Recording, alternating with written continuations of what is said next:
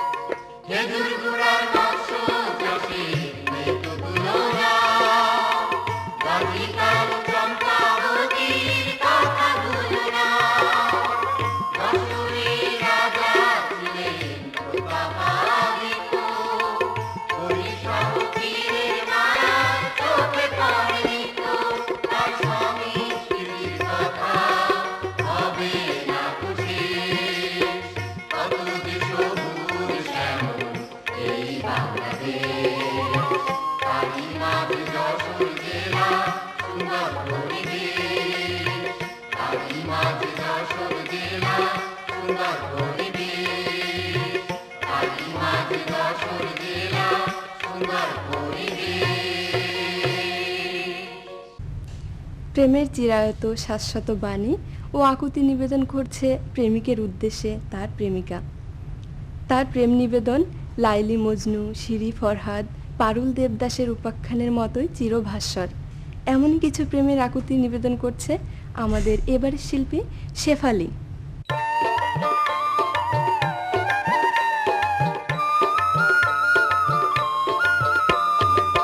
জীবনে নয় বা পেলাম বন্ধু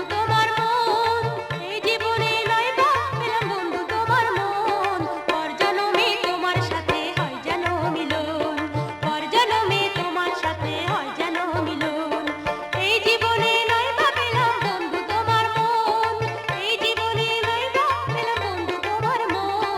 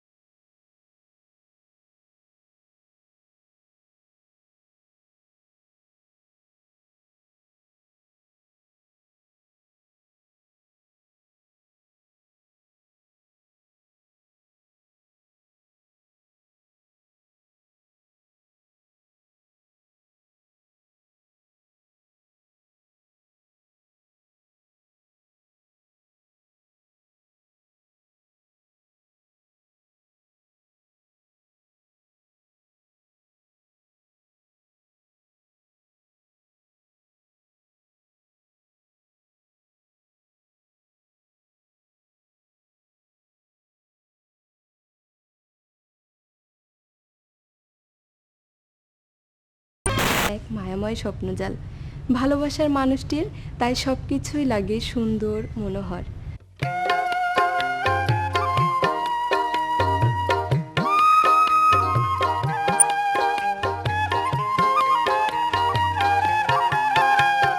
মনটায় আমার পাগল করে পালাবে তুমি বলো কত দূরে আমাকে একা করে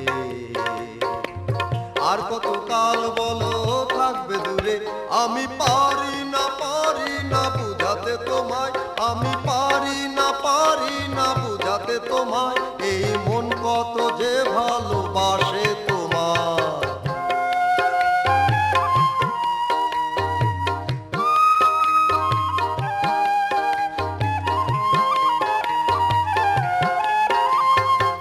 আমার জীবনে সুখের প্রদীপখানি তুমি জ্বেলেছিলে জানি না কেন যে কোন অপরাধেতে আমাকে কাঁদিয়ে গেলে আমাকে একা করে আর কত কাল বলো থাকবে দূরে আমি পারি না বুঝাতে তোমায় আমি পারি না বুঝাতে তোমায়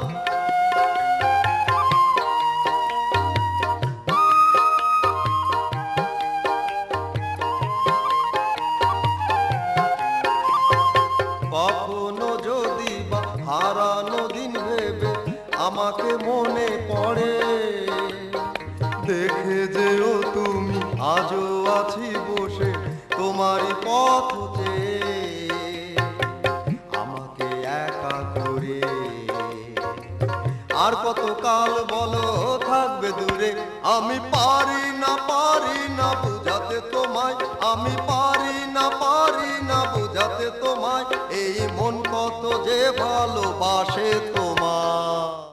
এবারে বৃহত্তর যশোর সম্পর্কে কিছু বলবেন বিশিষ্ট রাজনৈতিক, সাংস্কৃতিক ও সামাজিক ব্যক্তিত্ব জনাব ইঞ্জিনিয়ার টি.এস. আইয়ুব সাহেব। এই যশোর শব্দের অর্থ হলো সেতু। আজকের যে যশোর জেলা সামান্য যে গণ্ডিতে সীমাবদ্ধ। আজকে আমরা এই যশোরের অনেক ঐতিহ্যের কথা ভাবতে পারি। আজকে খেজুরের গুড় সারা বাংলাদেশের মানুষের কাছে একটা বিশাল ঐতিহ্য হিসাবে আমাদের কাছে ধরা দেয়। আজকে যে মুরলী রয়েছে এই মুরলী আমাদের অতীত যশোরের একটা সদর দপ্তর হিসাবে পরিচিত ছিল। আজকে যশোরের যদি বিভিন্ন সাহিত্যিক এবং গুণীজনের কথা বলতে যাই তাহলে আমরা দেখতে পাই যে মাইকেল মধুসূদনের মতো একটা ব্যক্তিত্ব আমাদের যশোরে জন্মগ্রহণ করেছিল।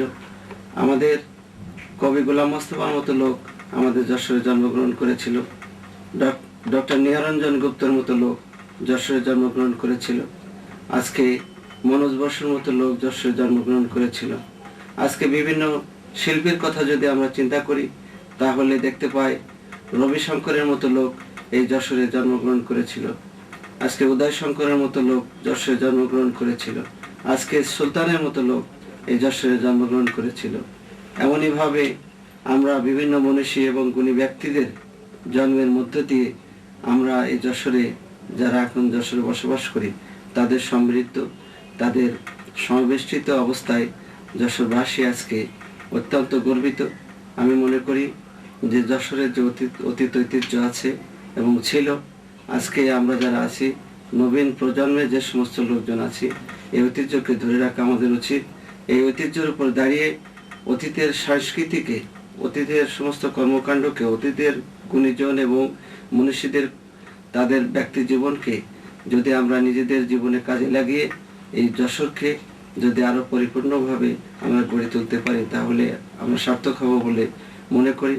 আজকে আমাদের যশোরের প্রবীণ রাজনীতিবিদ, আমাদের প্রিয় নেতা জনাব তরিকুল ইসলাম এই যশোর অত্যন্ত সুনিপুণভাবে সাজিয়েছেন, সাজানোর চেষ্টা করছেন।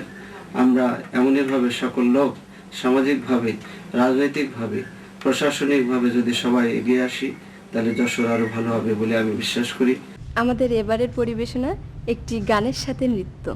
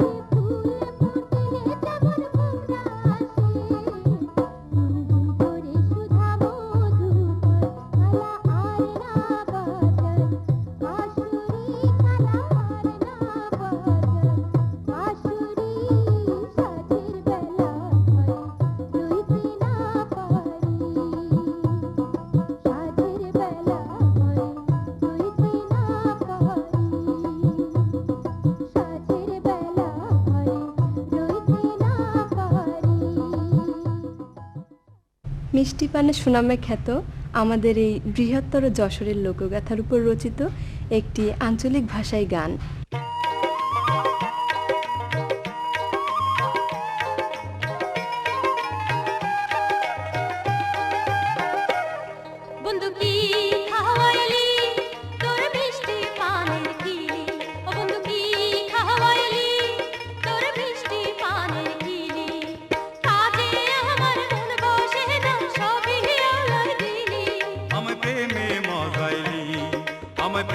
মহাগাইলি অতি পাগল করিলি তোর দুষ্টু চোখের দৃষ্টি দিয়া পরাণ কাইড়া নিলি তোর মিষ্টি পানের কিলি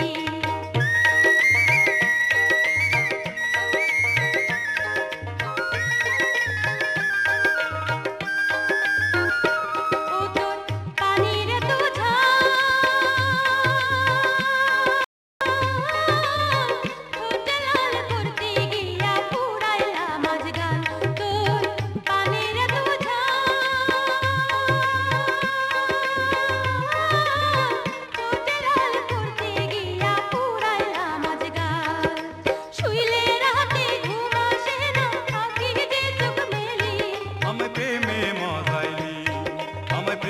মহাগাইলি অতি পাগল করিলি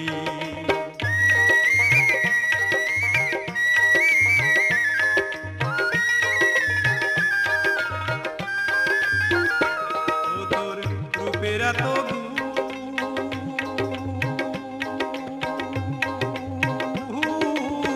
দিবানিশি বুকের মাঝে জলে যে আগুন তোর রূপের এত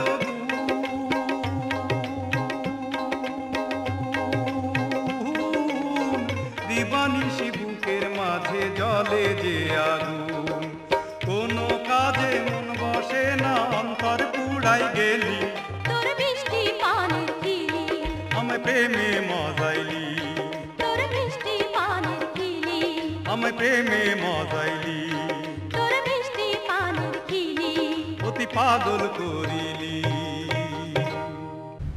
আমাদের দেশে বাল্যবিবাহ একটি সামাজিক ব্যাধি।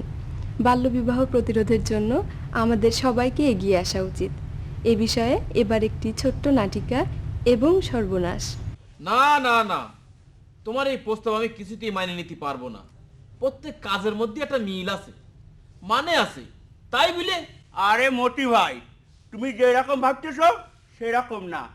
বাঙালি ঘরের মাইয়ে মোটা ভাত মোটা কাপড় পালি খুশি, কিন্তু তোমার মেয়ের রাজ কপাল। তার মানে কি করতে চাচ্ছ তুমি? হ্যাঁ, আমি কদি যাচ্ছি নভেম্বরের এখন ওরা চেয়ারা স্বাস্থ্য শরীর ডেইলি হিংসা হয়। আরে যেই রকম নাম ডাক সেই রকম মাল পানি, একেবারে খাপে খাপ। বয়সের একটা ব্যাপার আছে না, তাছাড়া তার 2 বিয়ে তো আছেই। আমার মাইয়ে ছোট, ওই মাথায় গোবর পুরা, দেখতে দেখতে ফার্মের মুরগির মতো বড় হয়েছে শুধু। আরে থৌদিন তোমার দুশ্চিন্তার কথা, সাদা ভাত ঠেলে দিতে নেই, তুমি খুশি মনে নাজি হয়ে যাও। এ বিয়ে দিতে পারলি তোমরা গোষ্ঠী শুদ্ধ সুখে শান্তিতে থাকবা। আচ্ছা, তোমার সব কথা তো শুনলাম, তুই ভাইবে চিনতে পরে তোমার জানাবো। এই তারি আশিমতি ভাই,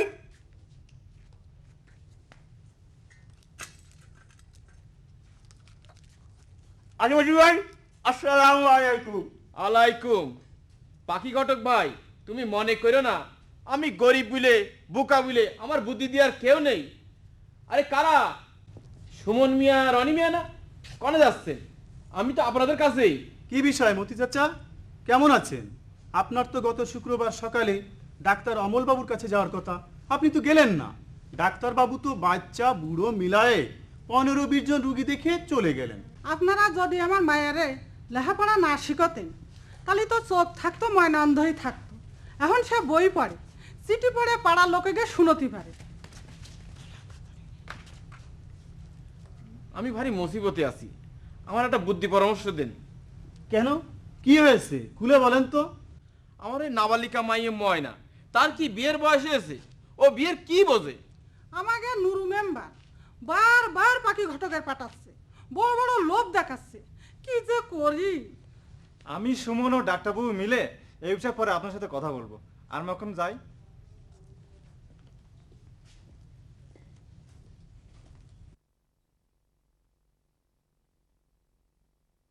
আসসালামু আলাইকুম চাচা। ওয়ালাইকুম আসসালাম। চেয়ারম্যান চাচা, আব্বা আমাকে আপনার কাছে পাঠাইছে। কি জন্য পাঠাইছে? ওই আমাকে বই কিনে দেওয়ার জন্য। ও আচ্ছা আচ্ছা, তোমাকে বই আমি কিনে দিবানে। যাও ভালো করে লেখাপড়া করো, কি যাও। জি চাচা। আসসালামু আলাইকুম। ওয়ালাইকুম আসসালাম।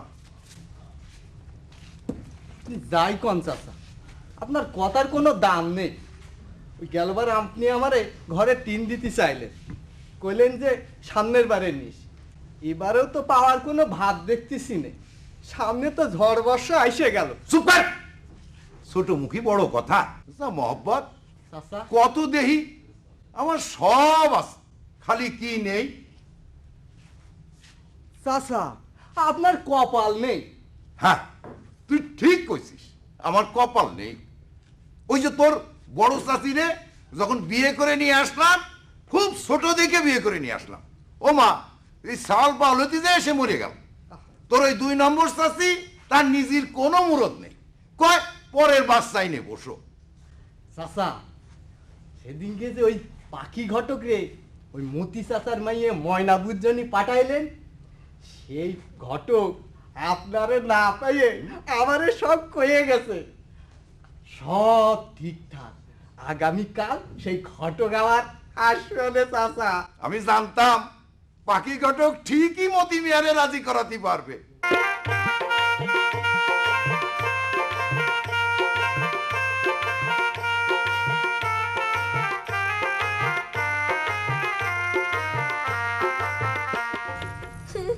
না আব্বা না, তুমি তুমি আমার বিয়ে দিয়ে না, আমি লেখাপড়া শিখবো, মানুষ হব। তুমি তুমি তোমার মত বদলায় ফেলো। ডাক্তার বাবু, সুমন ভাই, রনি ভাই কেউ এ বিয়েতে রাজি হয়নি। তুমি তুমি কেন এত বড় ক্ষতির কাজ করতেছো আব্বা? তুমি কেন এত বড় ক্ষতির কাজ করতেছো? আমি যা ভালো ভাবিছি তাই করেছি। না আব্বা না। এতগুলো পেট ভর্তি হলি, এছাড়া আমার আর কোনো পথ খোলা নেই। মতি চাচা, এ কেমন সিদ্ধান্ত আপনি নিলেন? আমি রনি ডাক্তারবাবু আপনাকে কি বুঝালাম এতদিন ধরে? মেম্বার সাহেব, আপনি হলে বুঝদার মানুষ, আপনার এই অপরাধকে আমরা ক্ষমা করতে পারি না। আপনাকে আমরা আইনের হাতে তুলে দিতে চাই। মতি মিয়া, তুমি তো আমার চেনো জানো খুব ভালো করে। এই গ্রামের জন্য আমি কি করিনি বলতে পারো? বয়স্ক শিক্ষা, আর্সেনিক মুক্ত পানি, যৌতুক প্রথা, সবকিছুতেই আমরা ভূমিকা রেখেছি। আর সরকার তো রেডিও টেলিভিশনে সব সময় বাল্য বিবাহ এবং 18 বছর বয়সের কম মেয়েদের বিয়ের ব্যাপারে দণ্ডনীয় অপরাধ এটা ঘোষণা করছে। এসব জেনে শুনেও তুমি এই ধরনের কাজ করতে পারলে এটা কিছুতেই মেনে নেওয়া যায় না। মেম্বার সাহেব, আপনাকেও আমি বলতে চাই, এই জাতীয় অপরাধ দেশ ও জাতির জন্য মারাত্মক ক্ষতির কারণ। আপনারা সবাই সতর্ক থাকুন এবং এই ধরনের অপরাধ থেকে নিজেকে বাঁচিয়ে চলুন এবং দেশ ও জাতিকে সামাজিকভাবে প্রতিষ্ঠিত করুন। এবারে একটি বিয়ের গান।